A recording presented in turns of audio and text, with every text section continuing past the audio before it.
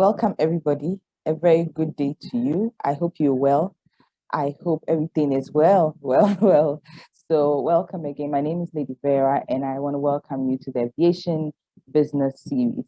Here, we expand knowledge, we explore opportunities, and we celebrate milestones. I am glad to come your way with an inspiring story.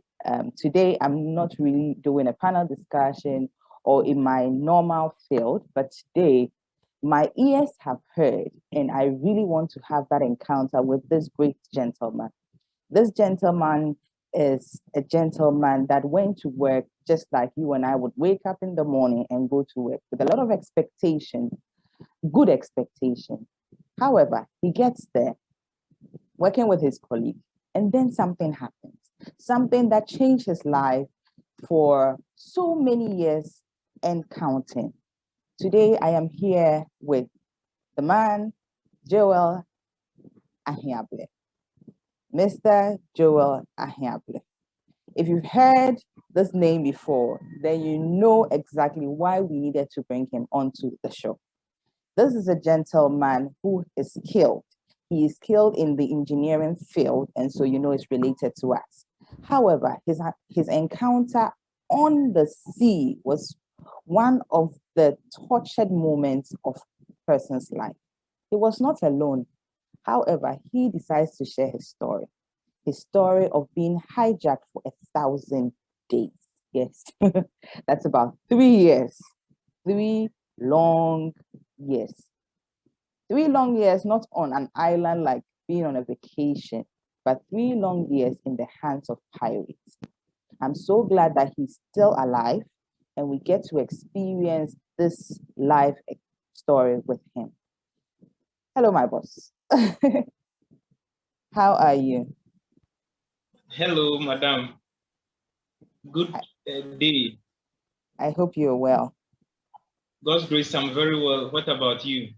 I am very well too. I am excited to be here with you today. We've heard your story. Thankfully, you have a book out that is inspiring a lot of people. But it's different when you're reading a book and when you actually see the person and you're able to have a conversation with the person. And so I'm so glad that you have time to speak to us today. I'm so happy talking to you as well. And I appreciate you for giving me your platform also to share my story. I'm most grateful and I'm honored. Right. So I'll do a little bit about your background and then we go into the actual experience that you had. So your background has been in electrical engineering and you are a graduate. You've been working and everything was okay. So tell us how your life was before that particular day on sea. Yeah, I actually graduated from Maritime Academy in 2003. And I was determined that I want to work on board a ship and travel all over the world. I wasn't scared of anything, so I was going to take that up.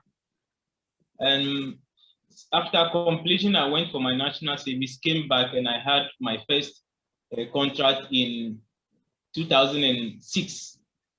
But it lasted for only 2.5 months, after which I fell sick. So in 2007, I wanted a job, but I wasn't getting a job. 2008, finally, I had a job. I went to a shipping company in Dubai, stayed there for a year, and I came back in July 2009. Because the condition of service at that company was not too satisfactory, I decided to look for other options. And though I came on leave, I was actually trying to get another job on my own. And then the company actually called me to come after my leave, but I told them they should give me I requested for 2 months instead of 1.5 months. So I told them to give me up to my requested month. So the 2 months expired and I hadn't got a job by that time. So I tried to write back to the company if they could actually send my ticket back to me, but I realized they weren't pleased with my attitude trying to look for other jobs. So they Of told me, course. well, I've been given to someone else, so you have to be on the hold. When there is an opportunity, we are going to call you. Frankly speaking, I'm from a background in which I describe my parents are laying down their nakedness to see us through school. They laid down their all that they should use to buy their clothes. They saw us through education. So as the firstborn, I was determined to actually change the status of my family. And within these years, it hadn't been well with me. It has been characterized by sickness and then joblessness all this while. So I began asking myself, why am I going to stay home for that long again? So I was still looking for another opportunity to go. And then all of a sudden, at the end of September 2009, after an all night on a Saturday, I had a call from one of the agents that I presented my CV to when I returned, telling them all my requirements. So they called me that very morning and told me that they've got a contract for me, so I should come over to sign at Tema Community 2. I went and I was handed over the contract, and I wasn't satisfied with the terms and conditions of it. One, the salary which I was looking for was not what they actually gave me, because even what was quoted was lower than what I was taking in the previous company. And then the age of the ship, the age was very old, very older than me. And you know, the more older your car is, the more work you have to do. And as an upcoming electrical engineer, in which I haven't had experience under anybody as such, it will be a little bit difficult. So I turned it down in a support with a friend, electrical engineer, a senior most who I always consult, and he also agreed with me that I shouldn't take up the job. But the agents and the fiancé, they know me very well. We've been going to stadium. The father is our pastor. So they know my background. So they continue to persuade me, Jewel, why don't you take up the job? It's only 10 months. If you don't like it, you come back. Then there is a clause in the contract that talks about voyage to voyage. And then he began to fabricate some figures, and we're calculating close to the amount I actually said was going to be my minimum. So he said all those things, but I still made up my mind I wasn't going to take up the job. So apparently it was because of me they closed the office. They opened the office, so they closed, and then we were descending down. So this lady kept talking to me, Jewel, why don't you take up the job? You know your background, you know your family, you know you are the firstborn. All this until we got to the ground floor. And it was then I changed my mind, and I called my electrical engineer friend, and he said, well, Jewel, I said, don't go, but if you want to go, that is your choice. But for me, I said, don't go. And it was then I changed my mind, and I said I was going to go for the job. And we had to go back to the office, open, and I penned my signature to the contract that led me into the 2 years, 9 months as a captain. Wow. So there was that inner feeling that don't go for the job, but because of your background, you needed to at least give yourself the push. You needed to try. And everybody around you, apart from the other Navy, the other mechanical engineer, was saying go for it because they knew about your background. Yeah. Actually, the instinct, the thing was telling me don't go for it. But as human beings, we always don't listen when God speaks to us. And one of the lessons that I learned from here is that David, a man after God's own heart, was successful because he always seek counsels from God. He always asks God before he does anything. That was why he was successful. And if you and I will actually be determined to ask God whatever we want to do, God is going to make our journey successful. But at that moment in which all the circumstances around were trying to tell me, don't go, but don't go, but looking at where I am coming from and how availability of job is an issue, I also decided to take it up. So that was it. I understand. There are so many The people. agent also made a point that since I've been in the Emirates and flying, that I know the terrain better, but then am I the captain? But well, those were some of the convincing statements they made themselves. I'm sure they didn't plan any evil for you, but well, things happen in life. We are very glad that at least you survived to tell the story. One of the things that I really want to know, so when you got there and you got the information about exactly where you are going, you went on board the ship and you started work with your other 23 colleagues. Yes. Did you know them, some of them, before the flight? No, I never heard of any of them. Indeed, even the agent told me that I was the first Ghanaian that was being sent to that company. Wow. But amazingly, when I got there, there was a Ghanaian second engineer on board. So he lied to me. So I wasn't the first Ghanaian that got on board. So I wasn't aware. I flew from Ghana, got to Oman, Salalah, and then I was picked by a agent taken by a speedboat, and I joined the ship at the breakwaters. And I climbed, entered, and for the first time, I met new faces. I've never met any of them before. That was a risky decision, don't you think? Because you're going to a new place, you don't know anybody. And yes, as Ghanaians, we do that a lot. But when you got there, you met the Ghanaian there. Were you able to have that rapport with the Ghanaian? Yes, in the line of our profession, you cannot know people before you go. We work with multi nationals, so you can be taken from one ship to the other. So in fact, you are not supposed to know anyone before you get to work on board any ship. So that is how our job is. We don't know people, but when we get there, before we begin to familiarize ourselves, and then we become one family. Now, when I met the Ghanaian, yes, I was glad I met a Ghanaian on board, and we began talking, and we spoke about various conditions on board the ship. Even prior before joining the ship, the agent who picked me told me the condition on board the ship wasn't okay. So I kept quiet, I joined. So I asked him about this voyage to voyage, salaries and other things. He spoke in the negative, that things were not happening as the agent actually deceived us with. So it wasn't so. So I spoke to him, and in fact, I made a lot of noise to the agent to know that he has deceived me and that things were not happening as he said. I actually never believed that he was going to send other Ghanaians on board, but indeed, he actually ignored that and sent other people because he is not in the soup. He is on land, and we go there to suffer.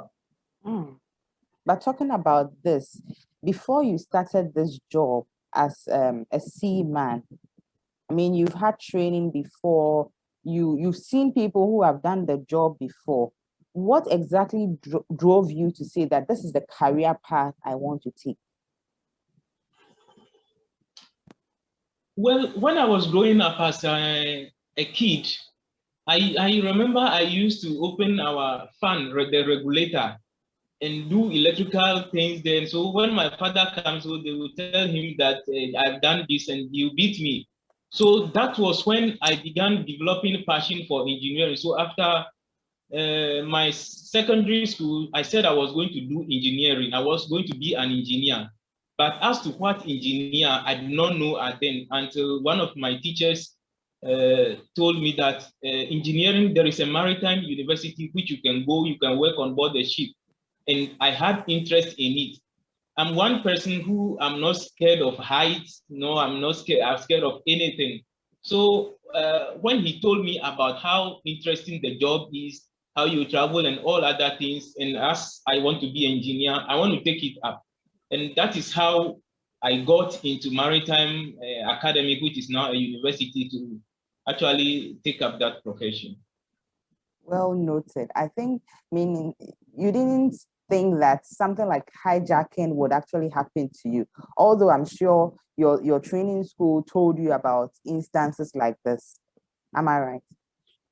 Yes, you are right. I at the initial stage, that was after secondary school, I hadn't known that there was something like hijacking pirates that are there to actually deprive me and take my life off or whatever. But when I was in Maritime Academy, we learned about piracy. They told us about piracy, that it's something which happens on the sea. So actually, I had an information about it, and but still, I continue to take that as my passion. Mm. And once you went on board and it was actually happening to you, all the things that you were taught, did you use them? How to alert your company, how to give information secretly, the kind of codes to use. Did you use all those skills that were given during your training? Actually, I may say the first time I became much aware about piracy was when I was in the company in Dubai, and we began hearing about piracy. And there was one Somalian who was working with us. So I used to tease him, you people are just pirates. So that was how I used to tease him. And when the thing actually happened, we were taken unawares, unprepared for anything. Uh, you see, as seafarers, we need to take, or whatever profession that you find yourself in, you need to take all the precautionary measures surrounding that area, environment seriously. As seafarers, we were taught what to do weekly or daily in terms of our security, in terms of maritime safety on board the ship. But I would say that my ship has actually ignored, for 6 months I've been on board the ship before the hijack. They have totally ignored all maritime training that we had, all that we are supposed to do as seafarers. Our officers have totally ignored it. The only training we ever had on board was a firefighting training prior to the voyage to the hijack. And that was when we went to do how firefighting was going to be done on board the ship. And then the pump was started for at least about 5 months on board the ship for the first time. That was the only thing that we had on board the ship. And knowing very well the route we choose, our officers should have been more alert and educating than they were. Out of the experience I have, I realized that this was the challenge. They had received various warnings, escape routes from other ships, how they managed to escape pirates and whatever warning signs that were given. They kept them at the captain's bridge without giving us any information. So we weren't aware and ready in case something happened, what action to take. We were totally not aware of anything. Wow. And I might say that the pain of knowing it after hijack is disastrous than even not knowing it at all, because after hijack, when at bridge, I was reading a lot of documents, a lot of informations, a lot of signals that were sent through, and I realized that at least we could have taken some steps, and even if they hijack us, but then we haven't taken any steps. And so we see that lack of knowledge, seriously, we perish.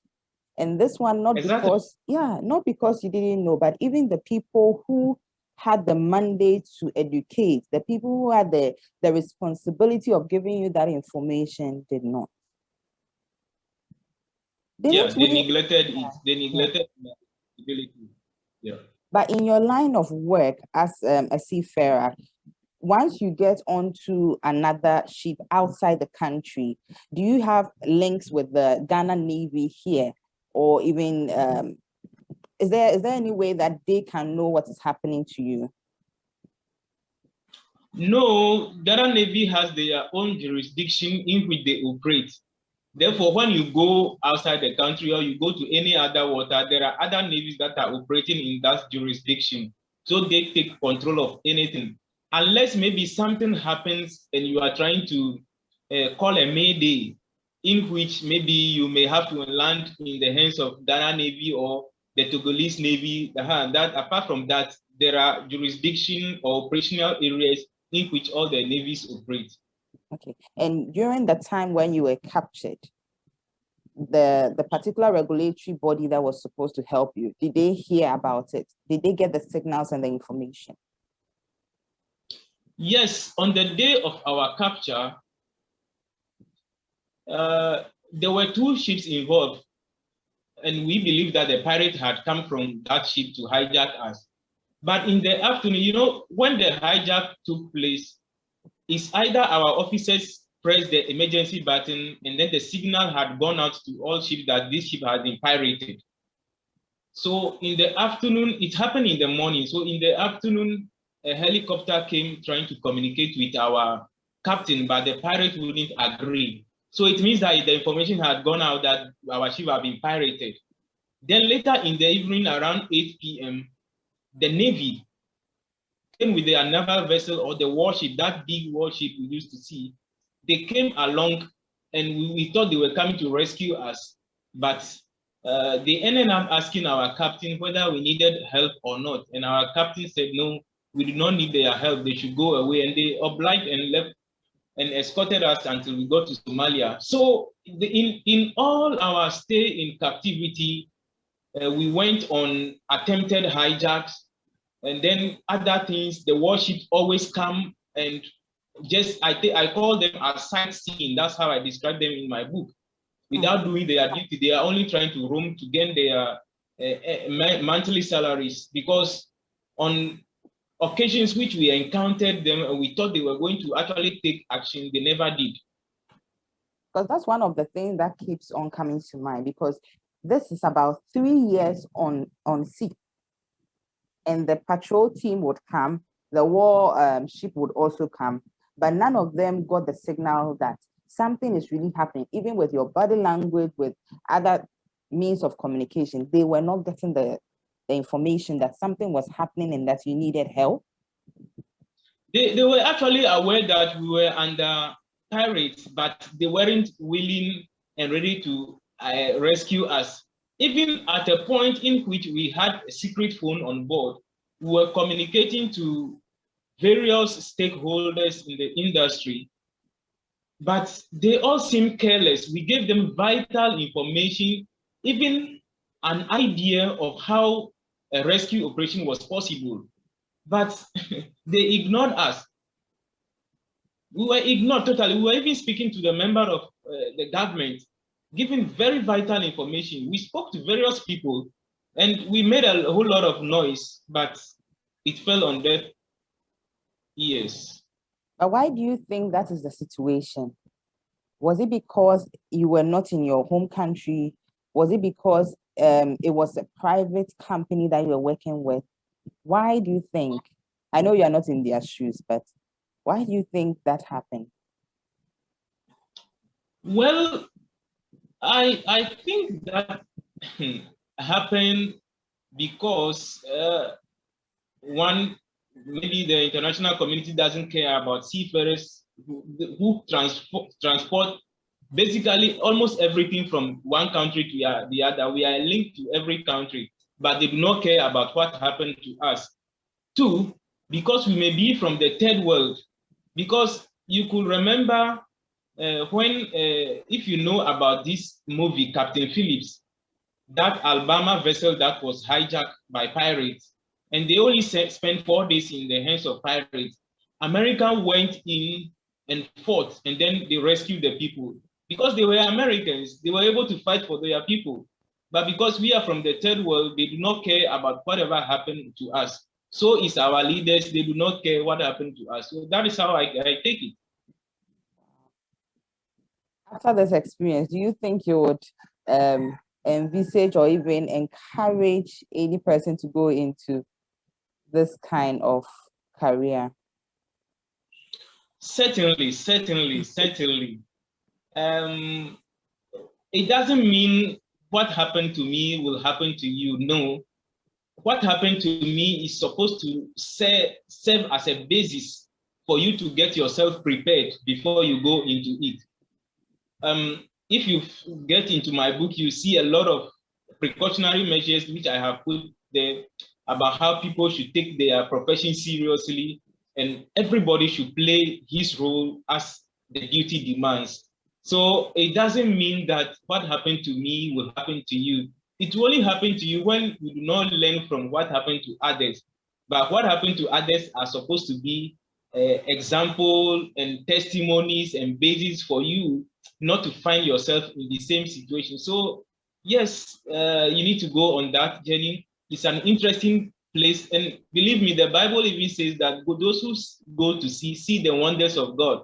So when you go to see, you see more wonders. If you have not been to see, you are also limited to this. But we see the wonders of God on land and go to see it on sea as well. Wow. This is one of the experiences that, although you have been through the fire, still you hold your head up and see that it is not over. It is not a bad decision. Now, you were a total of 24, or was it 23 people? Yeah, we were a total of 24, 6 different nationalities. Okay. We have 4 Ghanaians.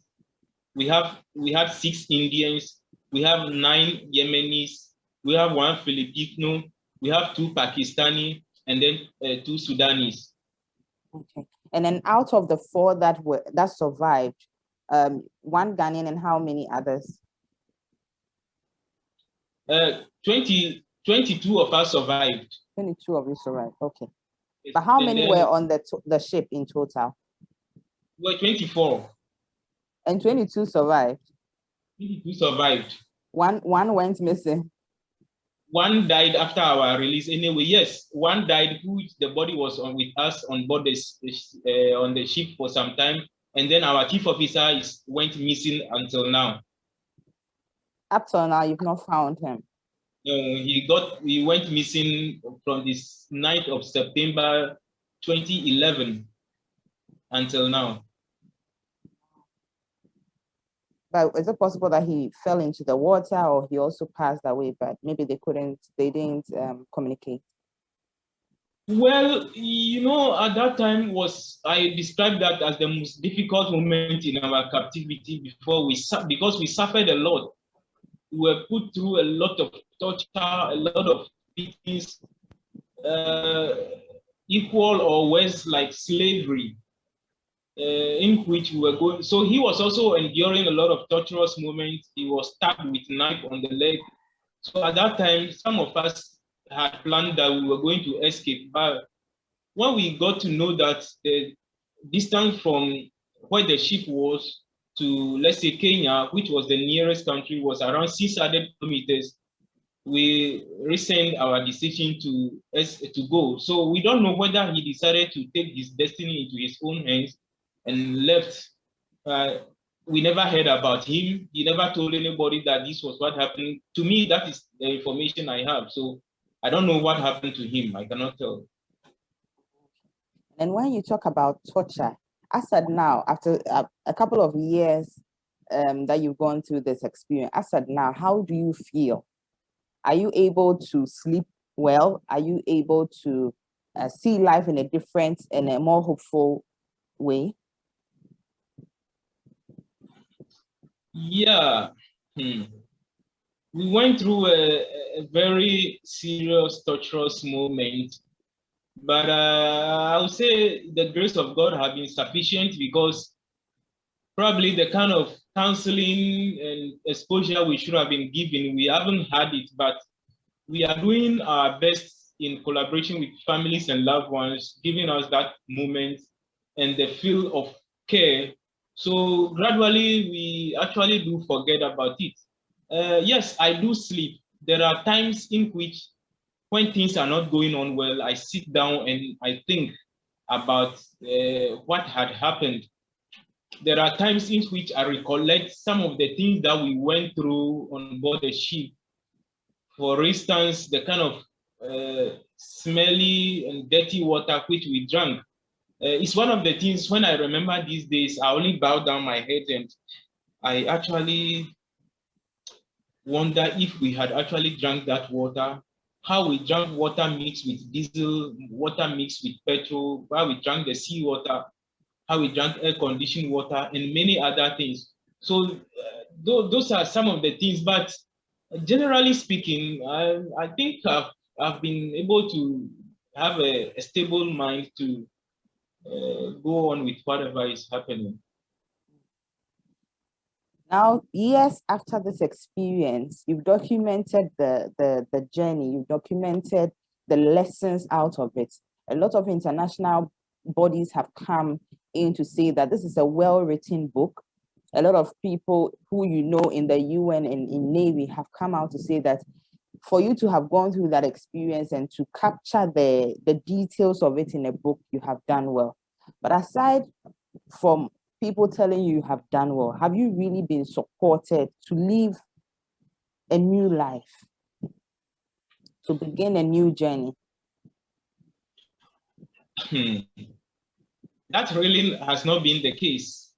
I must say that from 2014 to 2016, I had an opportunity to go back to school to do my first degree in electrical electronic engineering. Hence, after completing the school, up till now, there hadn't been any job. So my certificate, I hadn't put it to work from 2016 up till now. Yes, I have written the book and people keep saying this and that, but then that support is actually not coming in. Still, families and friends are the people that support me in some ways, besides the little things that I do. But that kind of support which I look out for, or which you may expect that should have come our way, zero. Is zero. Yeah, the support is not coming in terms of what to do, the ideas, how to carry this forward, and in terms of job or what the needs are, no. My words are few when it comes to things that we can do, but we are not able to do because the support is not coming. And I must say that sometimes it looks as if we left one captivity to be in another captivity. Why do I say that? Because after going through this ordeal, we are still struggling. We are still struggling. For me, I do not want to go to sea anymore, not because I am scared, but the enthusiasm and the zeal which I had from the beginning that I want to work on board a ship is gone. So I do not want to go to sea anymore. But then I have a skill. I'm an electrical engineer, which I can work anywhere, but that support is not coming. And the same applies to my colleagues. They are struggling. One is even drinking.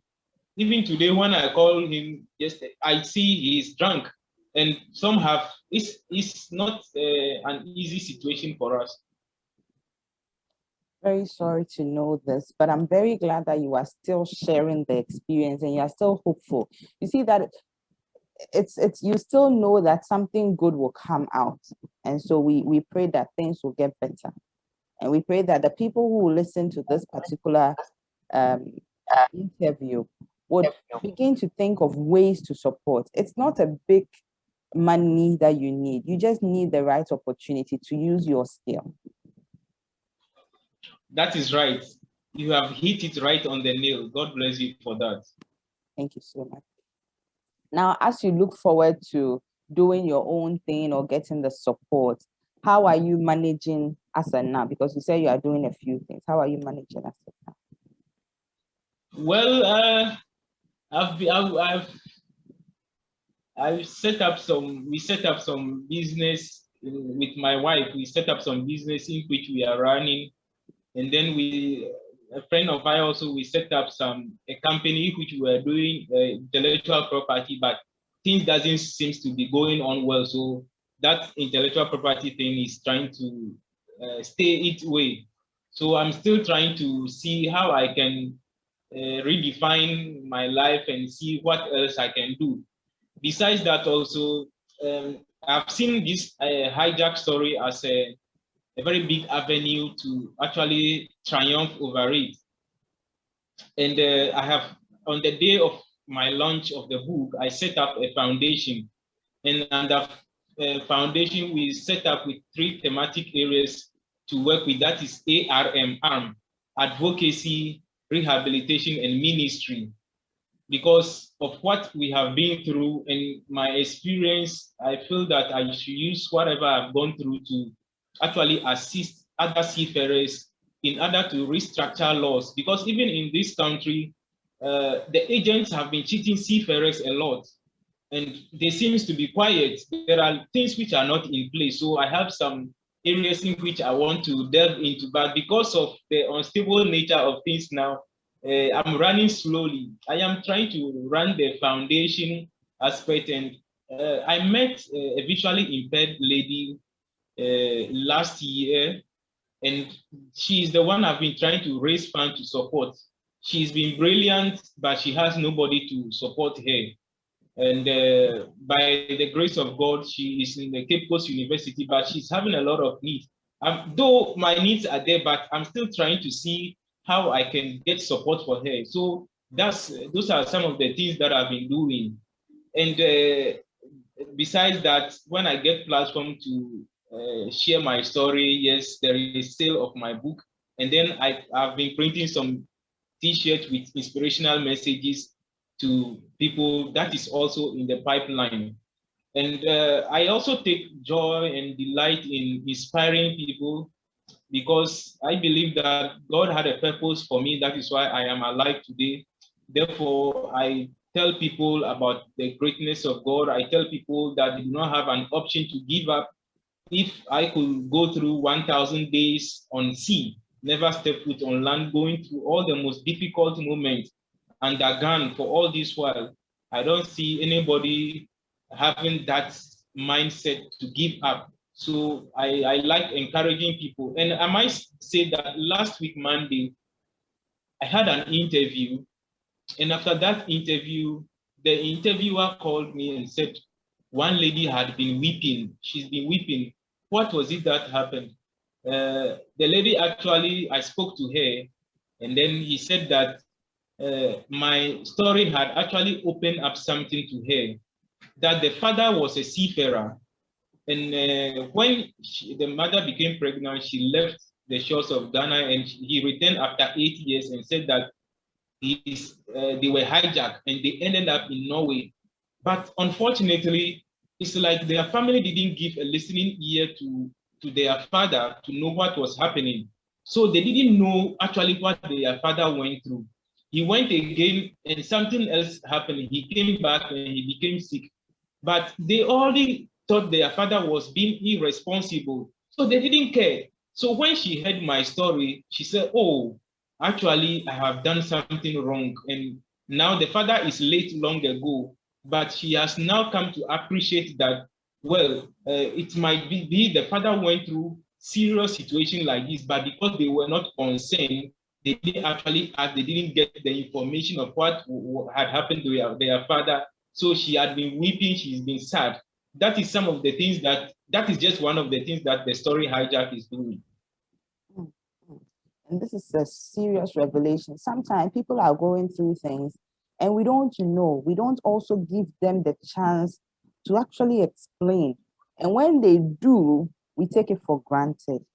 Thank you for sharing this story. Thank you for coming out to inspire people with your own experience.